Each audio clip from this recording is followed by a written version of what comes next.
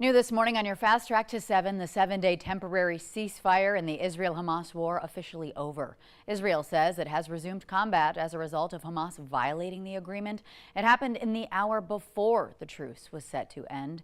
Israel says it intercepted a rocket fired from Gaza.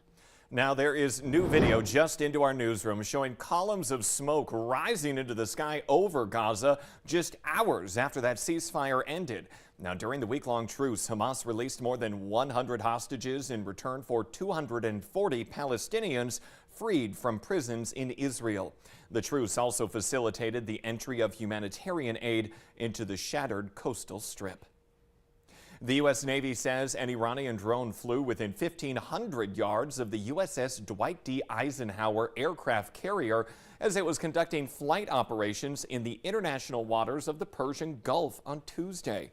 A Navy commander says the drone violated safety precautions by not staying more than 10 nautical miles from the ship. Iranian state television aired footage from the drone that trailed the carrier, which included data suggesting that they had filmed the vessel in the Persian Gulf this past weekend.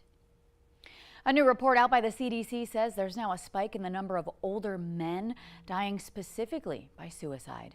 The study shows that there's a drop in rates from ages 10 to 34, but a big increase for the age range of 45 to 64, as well as those 75 and older.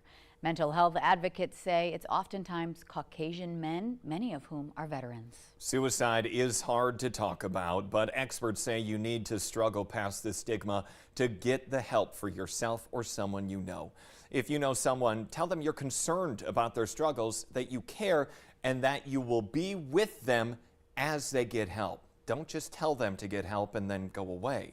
Now, if you need to talk to someone, you can call the Suicide Crisis Lifeline, available all day, every day for free. Just dial 988 or text the word HOME to the text line, which is 741-741. We have those numbers on your VNL News app.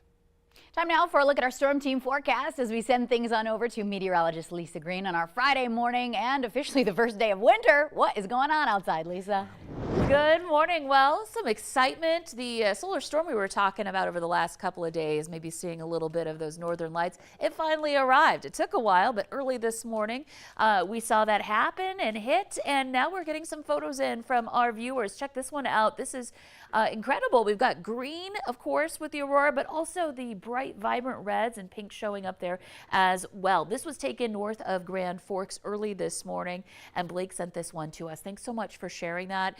You can see more of these incredible pictures on our website, valleynewslive.com. You can also upload your photos through the Valley News Live weather app.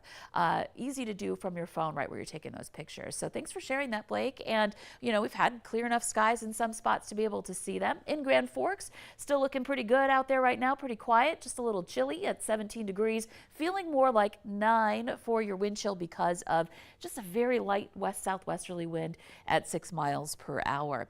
And in Fargo, another cool morning for you. But again, this is December 1st. So seeing temperatures in the teens and 20s above zero on December 1st, we're doing just fine. We're at 22 degrees. It feels like 13 with wind out of the south at 7 miles per hour.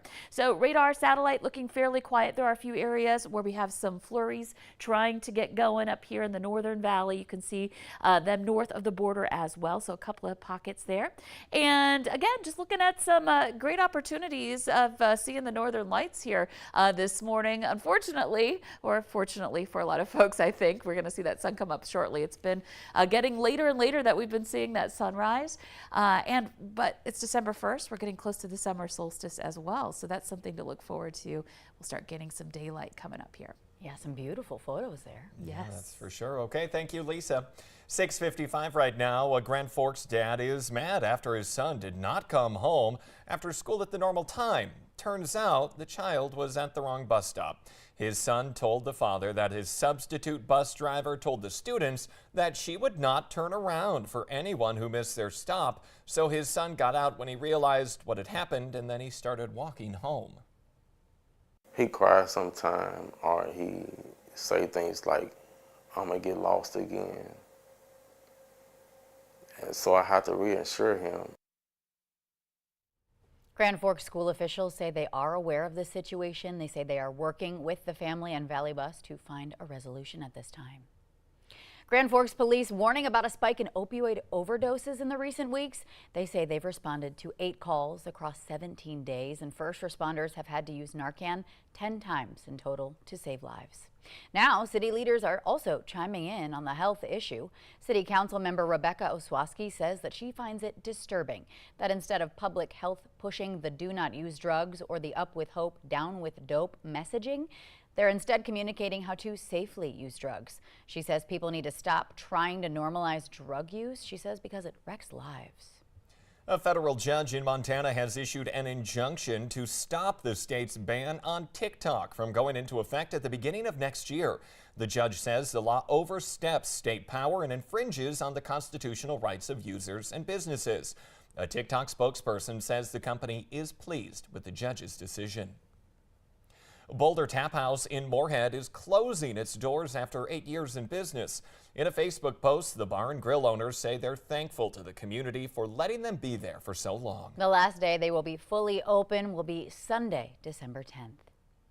A traffic alert for drivers in downtown Fargo today. 10th Street will be closed between 1st Avenue South and 1st Avenue North for much of the day.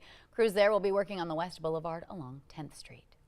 Might not feel like it, but winter gets going in a big way today in northern North Dakota. After a year off, Frostfire Ski Resort near Walhalla is reopening today. It snowed a bit up there, however, crews are making more. Hours this weekend are noon to 4 today and then 10 to 4 tomorrow and Sunday. It's time to lace up your skates and hit the ice in downtown Fargo. The Shields Ice Rink at Broadway Square opens for the season at 4 this afternoon. They will have an opening party on December 6th. They will have live music, hot chocolate, and other fun holiday events. The rink will be open to the public Monday through Friday, 4 p.m. to 9 p.m. and on weekends from noon to 9 p.m. Skate rentals also available. It'll cost you $5. The West Fargo Public Library is hosting its 15th annual Mitten Tree Drive this month to collect winter gear for West Fargo children. Now through January 6th, you can drop off new or like new child-size mittens or other winter gear at the library. Handmade items are also welcome. Now the items will be donated to West Fargo Public School students in need. The Mitten Tree can be found on the main floor of the West Fargo Public Library right near the self-checkout machine. A group of local students is spreading holiday cheer each morning this month and helping families in need. Yeah, first graders at Washington Elementary are out before school starts every morning, ringing the bell for the Salvation Army Red Kettle campaign. You see them there. They will be out doing this through December 22nd. We just want our students to know that even with their spare change, that they know it goes out to the community, to those that need extra help over the holiday season. Silver bells, it's Christmas time in the city. Washington Elementary has been doing this for 18 years, and in that time, they have raised more than $5,000. Love that.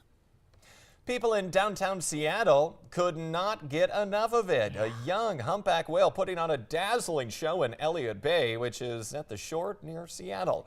The whale has been spotted for 3 days, swimming around and breaching several times. I mean, some people wait their whole lives for this. Yeah. It's not unusual for humpback whales to visit the waters off Seattle as they migrate, but nobody is quite sure why this whale is visited for so many days in a row. Incredible. Beautiful sight.